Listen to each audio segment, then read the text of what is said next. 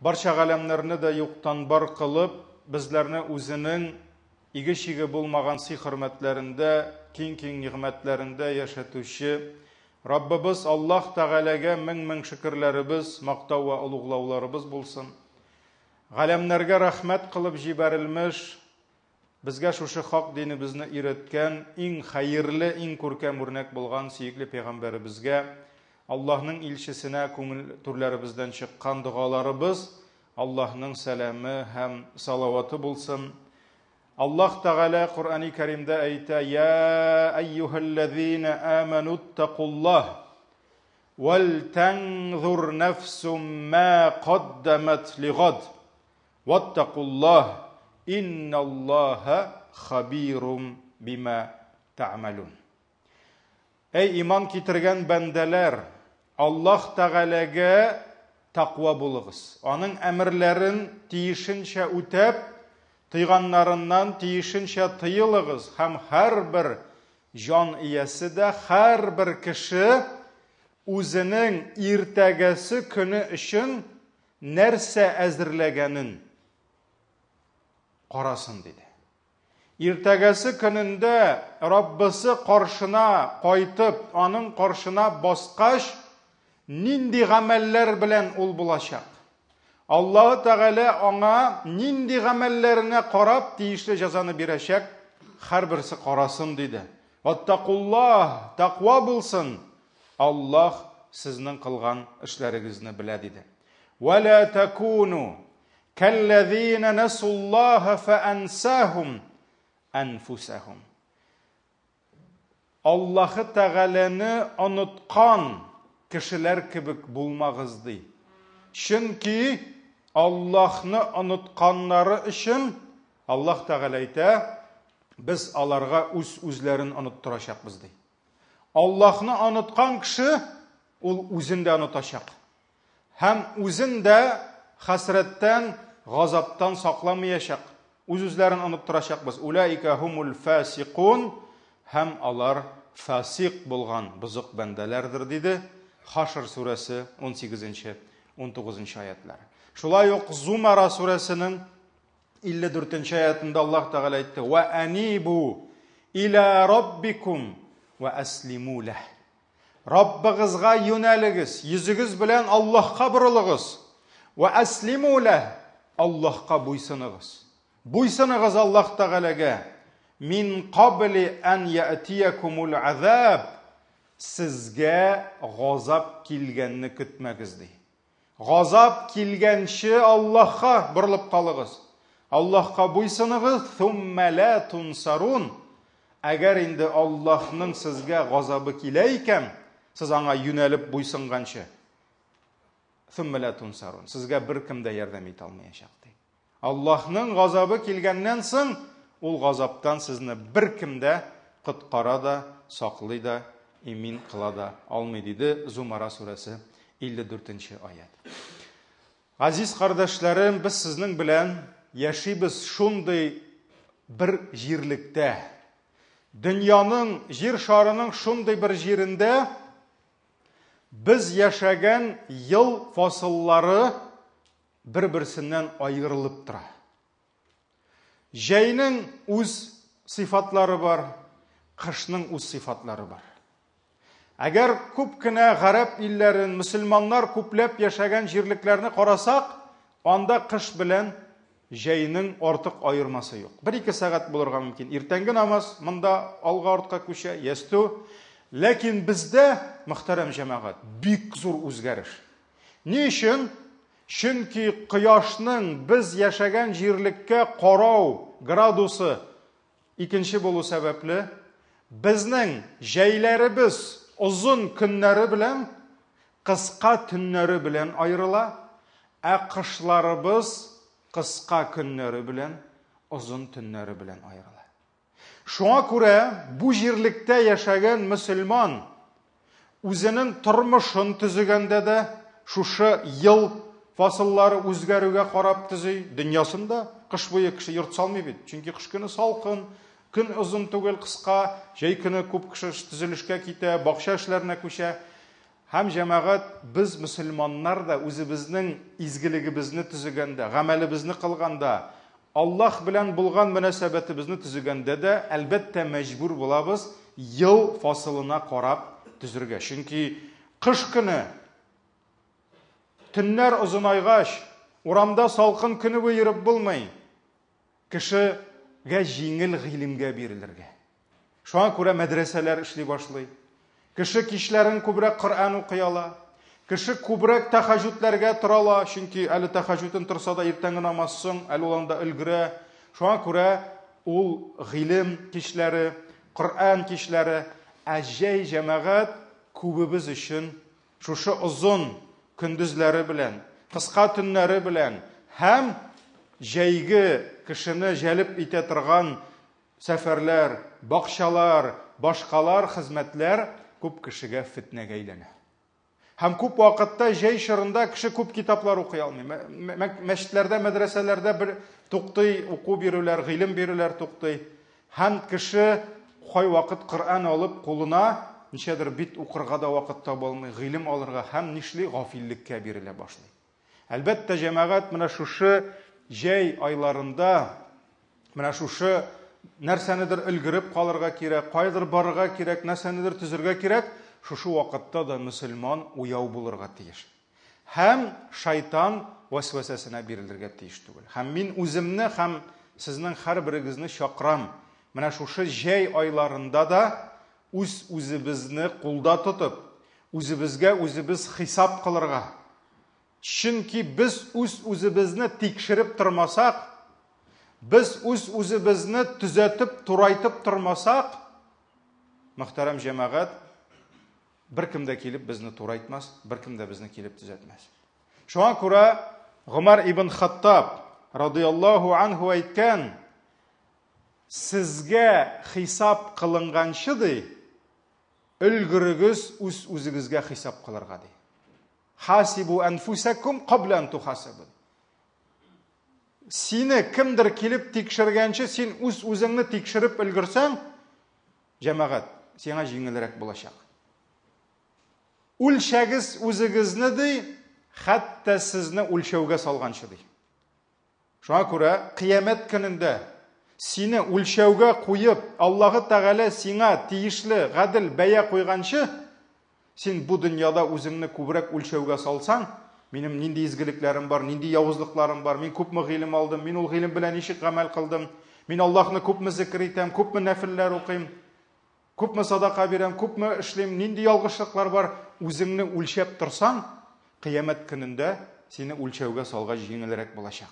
Шуңа күрә нәрсә диде?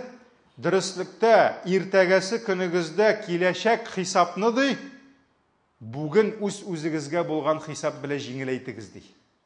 Җиңеләйтегез, бүген үк тотыныгыз үзегезне хисапларга ди. Кыямәт көне өчен үзегезне үлчәгез ди.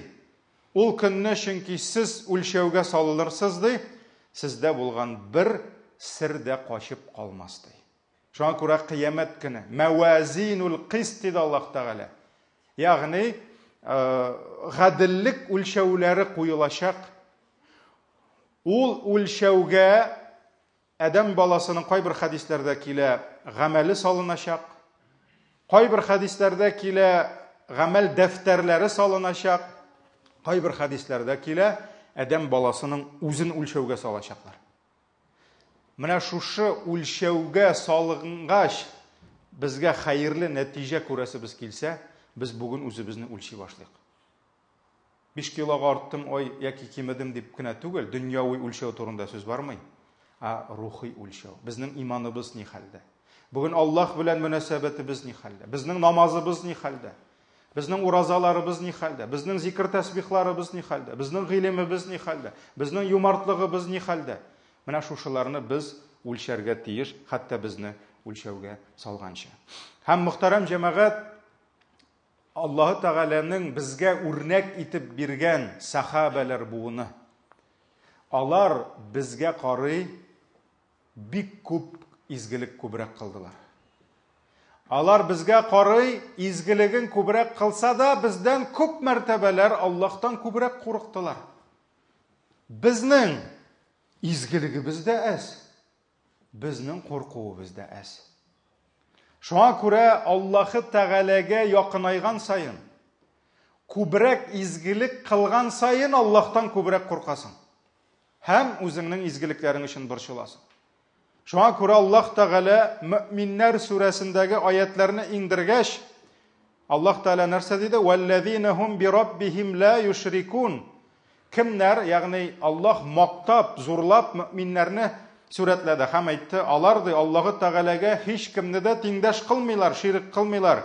"Валлазина ю'туна ма атау ва кулубухум ваҗилатун аннахум иля раббихим раҗигун." ди. Алар үзләренә бирелгәннәрдән өлеш чыгаралар, закатларын бирәләр, изгелекләрен кылалар ди, һәм аларның йөрәкләре ди шул ук вакытта куркып тора ди. Biz Rabbыбызга кайтачакбыз. Biz Аллаһ каршына басачакбыз дип үзләре изгелек кылалар, үзләре куркып торалар ди. Һәм Аллаһ Тәгалә әйтә: "Улаика юсари'уна фил хайрати ва хум лаха сабиқун." ди. Менә шундый мөэминнәр ди, изгелектә ярышалар ди, ашыгалар изгелекләрдә ди. Һәм бер-берсен узалар ди. Мөэминнәр сүрәсе 57, 58, 59, 60, 61 аятларны укыгыз. Һәм менә шушы аятларны ишеткәч, Пәйгамбәребезнең хатыны Айша радиллаһу анха әйтте: "Я Расулаллаһ, бу аятларда ни турында, кем турында сүз бара ди? Булар ди аракы эчүчеләр, зина кылучылар, кешеләрнең малларын урлаучылармы ди? Шуннан соң беренче зиналарын кылалар, урлыйлар, хәмер эчәләр дә аннан Аллаһтан куркалар. Шулар турындамы ди?" Шуннан соң Пәйгамбәребез әйтте: "Юк, Айша" диде. "Юк, Абу Бәкрнең кызы" ди. Бу аятта сүз бара намаз укучылар турында ди. Ураза тотучылар, садака, закат бирүчеләр ди. Алар намазларын укыйлар, уразаларын тоталар, закатларын бирәләр һәм соңыннан куркалар ди. Минем бу гамәлем кабул булыр микән Аллаһ тарафыннан ди. Һәм менә шулар изгелектә ярышалар дигән бу Имам Тирмизи, Ибн Маҗа, Имам Ахмад риваятләрендә килә. Шуңа күрә җәмәгать кеше күбрәк изгелек кылган сайын Аллаһтан күбрәк курка. Үзенең гамәлләре өчен күбрәк борчыла, кайгыра. Һәм бүген җәмәгать без шундый җәмгыятьтә яшибез. Без бүген шундый халәттә, безнең ни изгелегебез юк, ни куркуыбыз юк. Без әз гамәл кылабыз, әз куркабыз. Алар күп гамәл кылдылар, күп курыктылар. Һәм бүген кай вакыт җәмәгать без, беләсезме, шибин кадәр изгелек кылабыз. Һәм шуны шундый оста итеп, фил итеп күрсәтәбез. Фил кадәр итеп. Инстаграмда, Инстаграмны әзрәк яптылар бугай инде, әлхәмдүлилләх. Табабыз күрсәтер өчен. Оказывается, Инстаграм, вот менә ни ВКонтактеда күрсәтеп була икән. Срочно лайк җыярга кирәк, срочно кешеләр җыярга кирәк. Мин аңлыйм, кешегә хакыйкать ирештерү өчен булса. Аңлыйм, нәрсәдәдер үрнәк бирергә кирәк. Мин әйтмим, бөтенләй күрсәтмәгез дип. Ләкин кай вакыт җәмәгать без шибин кадәр изгелек кылабыз. Шибин кадәр аңа көч түгәбез. Менә монда аны фил итеп күрсәтер өчен фил кадәр монда бирәбез. Кай вакыт кеше bir пакет бирер өчен анда 2 оператор йөри артыннан. Яки анда бер ниндидер кичкенә генә бер нәрсәдер эшләгән өчен анда 3 оператор йөри артыннан. Бөтенесе зарплатада, бөтенесе нидә? Җәмәгать, каясын ихласлык безнең? Кая безнең изгелек? Һәм җәмәгать бүген күп вакытта хәтта без китап укыйбыз, ниндидер тренингларга барабыз. Изгелекне стой итеп калырга түгел, стой итеп күрсәтергә өйрәтәләр безне. Аны изгелеге ярар инде сан. Монда кална инде. Менә аны ничек итеп күрсәтергә кирәк, моны укырга кирәк җәмәгать. Монда 5 китап укып чыгарга кирәк, күрсәтер өчен. Һәм сахабалар, без сезнең белән бүген гынахларыбызны яшергән кебек, сахабалар изгелекләрен яшергәннәр. Без аны онытабыз. Шуңа күрә җәмәгать безнең менә шушы бәләбез нәрсәдә? Без изгелекне кешегә күрсәтү, мактанып, рияга керү генә түгел. Беләсезме, монда бәлә нәрсәдә? Biz şibin kadar işimizni fil itip күрсәтеп, кешене шандыру түгел, biz үзебезне шандырабыз. Biz бит шуңа үзебездә шана башлыйбыз. Biz бит үзебездә шушы шибин кадәр изгелекне фил дип күрә башлыйбыз. Һәм нәтиҗәдә нәрсә барлыкка килә? Синең күңелеңдә курку, синең күңелеңдә тетрәнү түгел, синең күңелеңдә тынычлык барлыкка килә. Нинди тынычлык? Аллаһ Тәгалә мине калдырмаячак. Мин Аллах каршында изге бәндә, мин бит фил кадәр кылдым ди. Үзе дә шанды бит инде ул аңа. Көзгегә карый да шана ул аңа җәмәгать. Шуңа күрә менә бу бәлә адәм баласының күңелендә курку бетә. Теге страх потерял диләр бит. Әйе, менә кеше страх терәй. Иминлек барлыкка килә. Яра, мин анда җәннәт көтә. Җәһәннәм варианты даже не рассматривается. Ә бит җәмәгать бездән 1000 миллион тапкыр хәерлерәк сахабалар. Сахабаларның иң хәерлеләре. Алар бик каты курыктылар. Карагыз Әбу Бәкр. Пәйгамбәрбез саллаллаһу алейхи ва саллям сорады, бүген кайсыгыз уразада диде. Әбу Бәкр әйтә, мин ди. Бүген кайсыгыз иртә белән авыруның хәлен белде? Әбу Бәкр әйтә, мин ди. Бүген кайсыгыз мискинне ашатты? Әбу Бәкр әйтә, мин ди. Бүген кайсыгыз җиназада катнашты? Әбу Бәкр әйтә, мин ди. Нинди изгелек? Әбу Бәкр беренче. Ул икенче була алмады. Ләкин Әбу Бәкр бик каты елый иде. Хәтта бер вакыт үлән алды кулына, үлән. Травка ниндидер, бер растение. Һәм әйтте, мин диде, менә шушы үлән булып, берәр хайван мине ашап битерсә иде ди. Менә мин шулай юкка чыксам иде ди, кыямәттә Аллаһ каршына басканчы ди. Ул әйтмәде, скоро кыямәт, мин анда басып җәннәткә керәчәкмен димәде. Җәмәгать, ул бик курыкты. Шунда басмас өчен үләнгә әйләнсәм иде, һәм ул үлән булып ашалып бетсәм хәерлерәк булыр иде. Әбу Бәкр кай вакыт буш сүз сөйләрмен дип авызына таш кабып йөргән. Беләсезме? Кайбер кешеләргә әйткәнем бар минем, әйтәм, берәр бәләкәй таш бирик әле сиңа, кабып йөр шуны суырып. Или суры конфет бирергә кирәк, авызы буш булырга ярамый. Чөнки хәерсез сүз сөйли ул. Шуңа күрә бик күп кешегә бүген авызларына таш каптырырга кирәк. Әбу Бәкр авызына таш кабып йөргән, сөйләшмәс өчен артык. Һәм ул әйтә торган булган, менә шушы тел генә мине битерә дигән. Ул бит тел бите булмаган, җәмәгать. Алай уйламагыз, ул алар бик каты курыкканнар. Телләр өчен, әйтәсе сүзләр өчен, гамәлләр өчен бик каты курыкканнар. Гомар ибн Хаттаб Тур сүрәсен укыганда, «Инна азабы раббика лавaqi», Раббыңның газабы һич шиксез булачак дигән сүзгә җиткәч елады. Хәтта җәмәгать берничә көн өеннән чыга алмады. Хәтта сахабалар ул авыргандыр дип аның хәлен белергә килделәр. Һәм әйтәләр, Гомәрнең һәр вакыт йөзендә елаганнан, күп елаганнан изе бар. Бу кем? Бу бит Гомәр, моннан иблис курка торган булган. Бу бер дошманнан курыкмый торган ирләрнең ире. Гомәр Аллаһ каршында куркып елый торган булган. Һәм аның елаудан хәтта битендә, йөзендә гел изе бар иде ди елаганның ди. Бу кем? Бу Гомар ибн Хаттаб. Осман ибн Гаффан. Ул инде бик йомшак күңелле булды. Бер вакыт кабер янында басып торганда шул кадәр елады ди. Хәтта сакалымнан яшьләр тама башлады ди. Һәм әйтте ди, мин күз алдыма китерәм ди. Менә кыямәт көнендә мин уртада басып торам ди. Бер якта җәһәннәм, бер якта җәннәт ди. Һәм мин белмим ди. Хәзер Аллаһ миңа кая барырга кушачак ди. Мин белмим ди. Кая китәм мин? Җәннәткәме куша? Әллә бар Госман җәһәннәмгә дип әйтәчәкме ди. Менә шушы әйберне белгәнче ди, туфракка әйләнеп юкка чыксам иде ди. Карагыз, ничек курыкканнар кыямәттән. Ничек курыкканнар менә шушы җавапны көтеп торудан. Ул бит әйтмәгән, иншалла кыямәт җитә дә без җәннәттә. Ул алай димәгән. Ул әйткән, шул әйберне, шул җавапны көткәнче ди, туфрак булып юкка чыксам иде дигән. Карагыз, Али ибн Абу Талиб радиллаһу ан. Али ибн Абу Талиб шу кадәр гаскәр белән барганда, атта кылыч белән барганда, ему не было равных.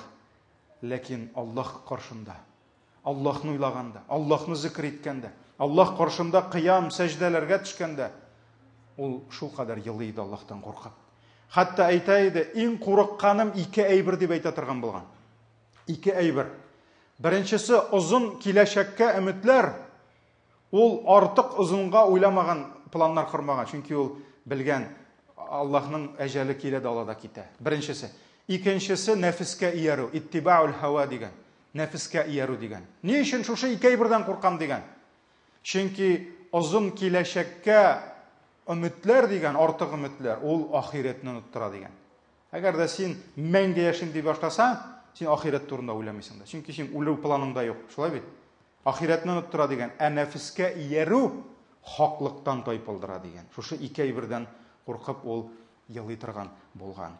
Һәм шуңа күрә мөхтәрәм җәмәгать, Аллаһ Тәгалә Менә безгә ярдәм йөзеннән, сынау йөзеннән безгә кан тамырларыбыздан йөрүче шайтанны бирсә, һәм ул шайтан безне котыртып торса, шушы шайтанның каршына безгә ярдәм йөзеннән һәрбер кешегә фәрештә биргән.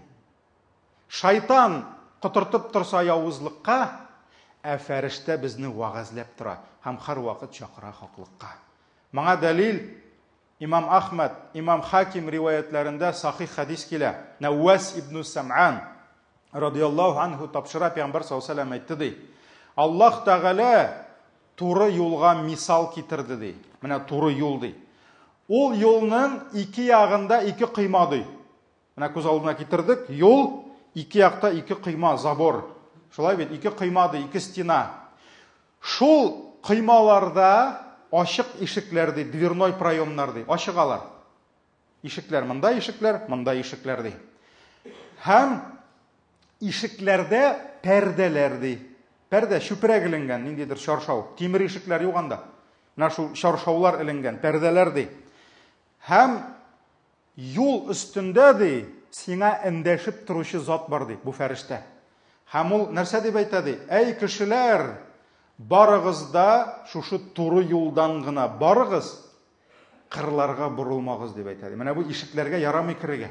Турыга гына барыгыз дип әйтә ди. Һәм әгәр дә сезнең пәйгамбәрбез әйтә, берәрегез ди, шушы ишекләргә туктап ашырга уйласа ди, шундук теге кычкыра ди: "Хәсрәт сиңа!" Анда фәлән, Юсуф, Рөстәм, Марат, тагын кем? Безнең фәрештәбез кычкыра. Хәсрәт сиңа ди, ишекне ача күрмә ди. Чөнки кай вакыт җәмәгать син ишекне анда керәсе килми, кай вакыт ачып кына карыйсы килә. Шулай бит? Ярыймы мин шаршауны күтәреп кенә карыйм? Фәрештә әйтә: "Ишекне ачма ди, ачсаң кирип китәчәксең ди. Кирип китәчәксең ди." Һәм Пәйгамбәр саллаллаһу алейһи ва сәллям әйткән, менә бу юл ди, бу ислам ди. Туры юл, ислам ди. Менә бу пәрдәләр ди, Аллаһның шикләре ди. Ул шик аша, это граница Аллаһа. Алар аша ярамый ди. Ул ачык ишекләр, алар харамнар ди. Син кирип китәсең харамга. Монда зина, монда ялган, монда фәхишлек, монда хыянат, монда дөнья малы сине алды, риба, тегесе, без, алар бик күп ишекләр. Һәм без үлгәнче барачак ул ишекләр. Кайсыдыр урынны алышачак, яшь чакта шахват, зина башкасы, олыгайгач аның үзенең ишекләре ачылачак, рия, күрсәтәсе килә, сөйлисе килә, күренәсе килә. Ул ишекләр без үлгәнче барачак. Һәм фәрештә ул безне гел вагазлап торачак. Шуңа күрә ишекләр ди, Аллаһның харамнары ди, өстән сиңа эндәшеп торучы ди, һәр мөселманның йөрәгендә булган Аллаһның кисәтүчесе ди. Ягъни Аллаһ һәр кемгә шушы фәрештәне бирде, безгә эндәшеп торырга, безне туктатып торырга ди. Бу Имам Ахмад, Имам Хаким риваятларында килә. Шуңа күрә җәмәгать Аллаһу Тәгалә безгә адашмас өчен безгә бүтән шартларны бирде. Һәм Халид ибн Маъдан әйткән, Аллаһ дигән һәрбер кешегә 4 күз бирә дигән. Безнең 2 генә түгел күзебез, 4. Икесе ди маңгай күзе ди. Безгә ул маңгай күзен бирде ди дөньяны күрү өчен ди. Чөнки күзне күрмәсәң бара алмыйсың, йөри алмыйсың, ала алмыйсың, укый алмыйсың, күрә алмыйсың. Ул ди дөньяны күрергә ди. Һәм 2 күз бирә күкрәккә ди. 2 күз. Икесе маңгайда, икесе күкрәктә. Аның белән Аллаһ ахиратны күрсәтә ди. Шуңа күрә әйтәләр бит, күңел күзең күрмәсә, анда инде маңгай күзеннән сиңа файда юк. Шуңа күрә Халид ибн Маъдан әйткән, Аллаһ бәндәсенә хәерлелек теләсә, бәхет теләсә, аның күңел күзләрен ачар ди. Ул күзләр белән бәндә Аллаһ вәгъдә иткән яшерен нәрсәләрне күрер ди. Кыямәтне күрү өчен җәмәгать бу күзләр кирәкми. Хакыйкатьне бу күзләр күрми. Пәйгамбәребезнең пәйгамбәр икәнен бу күзләр күрсәтми, күкрәк күзләре. Шуңа күрә Аллаһ Тәгалә нәрсә диде? Ла та'мал абсар, валакин та'мал кулуб аллати фи судур. Не слепые глаза ди, а слепые сердца, которые в груди ди. Шуңа күрә кешенең булырга мөмкин күңел күзләре бик әйбәт күрә, ләкин ул хакыйкатьне күрми, ишетми, чөнки аның күңел күзе сукыр була.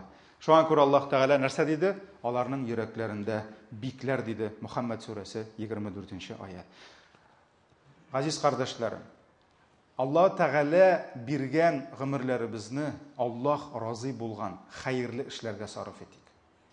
Шайтан вәсвәсәләренә бирелмик.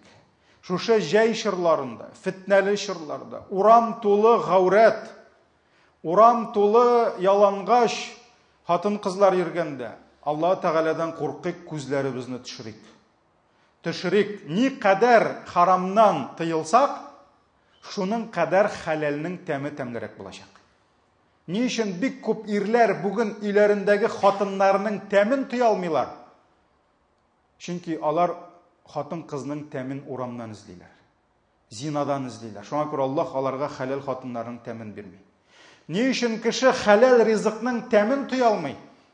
Чөнки ул бүген ләззәтне харам ризыктан эзли. Харам ишемлекләрдән эзли. Шуңа күрә ул хәләл булган ишемлекнең, хәләл булган ризыкның тәмен тыя алмый.